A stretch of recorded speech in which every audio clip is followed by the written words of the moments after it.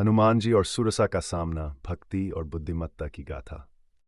हनुमान जी की कहानियां सिर्फ उनके अद्भुत बल और साहस की नहीं हैं, बल्कि उनकी चतुराई और कर्तव्यनिष्ठा की भी गवाही देती हैं। आज की कहानी में हम देखेंगे कैसे उन्होंने अपनी बुद्धि और भक्ति से सुरसा जैसे विशालकाय विघ्न को पार किया। जब भगवान राम ने माता सीता की खोज के लिए हनुमान जी को लंका जाने का आदेश दिया, तो वे संकल्पित होकर समुद्र पार करने लगे। उनके मन में केवल एक लक्ष्य था, माता सीता का पता लगाना और भगवान राम का संदेश उन तक पहुंचाना। जैसे ही वे समुद्र के ऊपर उड़ रहे थे, एक विशाल राक्षसी सुरसा उनके रास्ते में आ गई। सुरसा ने हनुमान जी को रोकते हुए कहा, देवताओं ने मुझे वरदान दिया है कि जो भी मेरे मार्ग से गुजरेगा वह मेरे भोजन के रूप में प्रस्तुत होगा। आज तुम मेरे आहार बनोगे।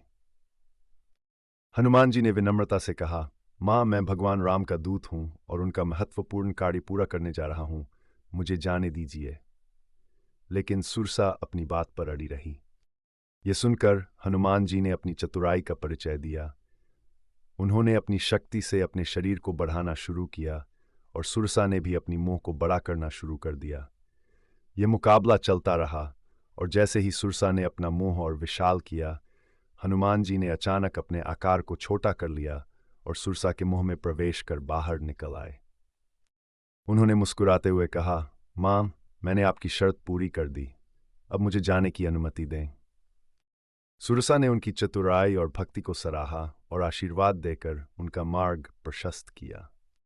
यह कहानी हमें सिखाती है कि भक्ति और साहस के साथ चतुराई का भी महत्वपूर्ण स्थान है। हनुमान जी ने न केवल अपने बल का प्रदर्शन किया, बल्कि अपनी बुद्धिमत्ता से यह भी साबित किया कि असंभव कार्य को भी धैर्य और विवेक से पूरा किया जा सकता है।